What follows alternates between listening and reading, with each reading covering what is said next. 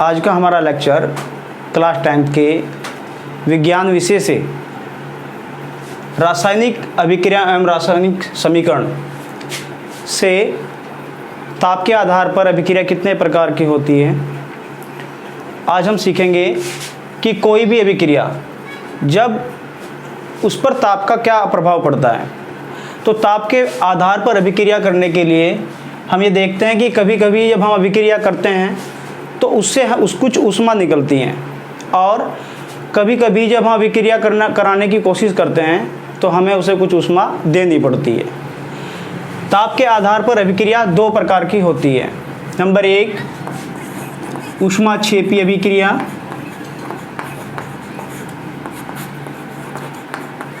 और नंबर 2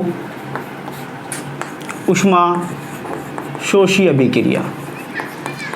नाम से ही हमें पता चलता है कि ऊष्माक्षेपी अभिक्रिया और ऊष्मा शोषी अभिक्रिया की परिभाषा क्या हो सकती है। ऊष्माक्षेपी अभिक्रिया की मैं बात करूं तो ऐसी रासायनिक अभिक्रिया जब होती हैं तो उससे ऊष्मा निकलती है, यानी ऊष्मा त्याग दी जाती है। दूसरा, अगर मैं ऊष्मा शोषी की बात करूं तो ऊष्मा शोषी अभिक्रिया में अभिक्रियाएं हैं जिसे कराने के लिए हमें कुछ एक्स्ट्रा ऊष्मा देनी पड़ती है। तो अगर मैं ऊष्मा शोषी अभिक्रिया की परिभाषा लिखूं, ऊष्माक्षेपी अभिक्रिया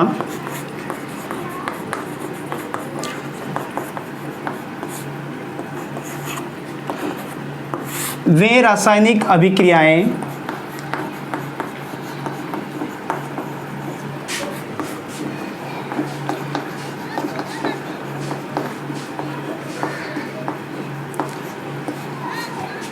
जिनमें उत्पाद के साथ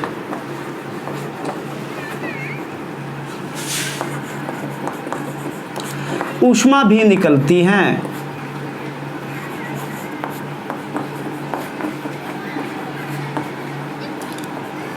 ऊष्मा भी निकलती है, ऊष्माक्षेपी अभिक्रिया कहलाती हैं।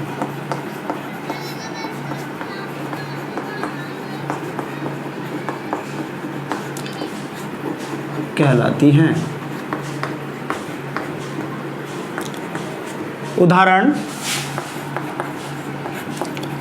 हम ले सकते हैं। मान लो अगर घरों में हम सफ़ेदी के लिए बिना भुजे चूने का उपयोग करते हैं और जब हम उसमें जल डालते हैं तो उसमें से बुलबुले निकलते हैं, तो इसका ये मतलब है कि जब बुलबुले निकलते हैं कि उससे ऊष्मा निकलती है।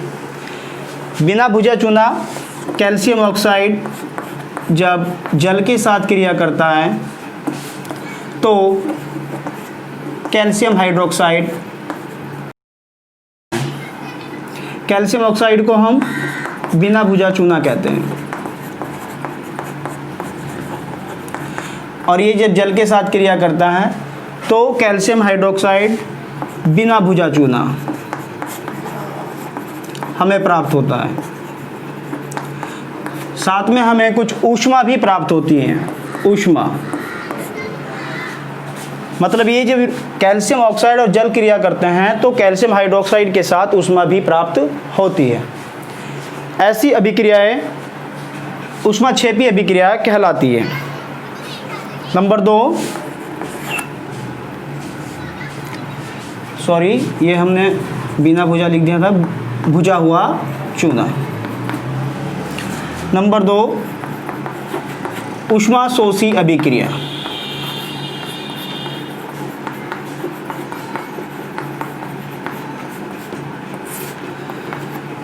ऊष्माक्षेपी अभिक्रिया में ऊष्मा त्याग दी जाती हैं, लेकिन ऊष्मा शोषी अभिक्रिया में अभिक्रिया करने के लिए हमें ऊष्मा की आवश्यकता होती है। तो वे रासायनिक अभिक्रियाएं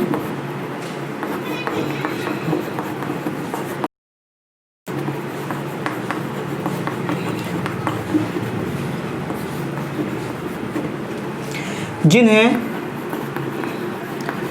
करने के लिए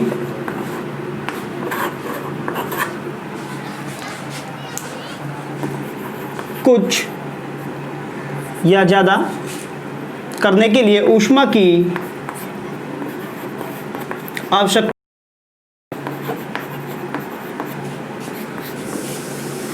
आवश्यकता होती है।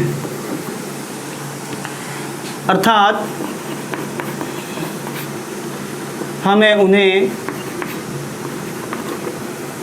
ऊष्मा देनी पड़ती है।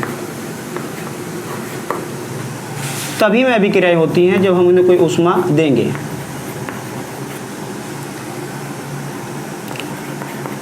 ऊष्मा शोषी अभिक्रिया कहलाती हैं।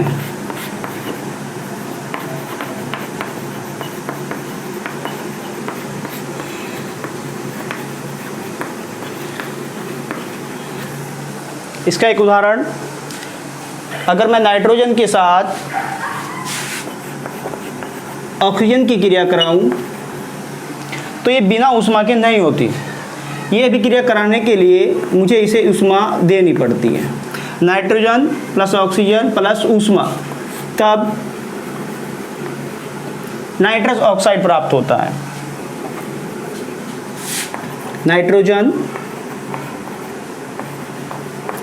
ऑक्सीजन, ये प्राप्त होता है नाइट्रस ऑक्साइड।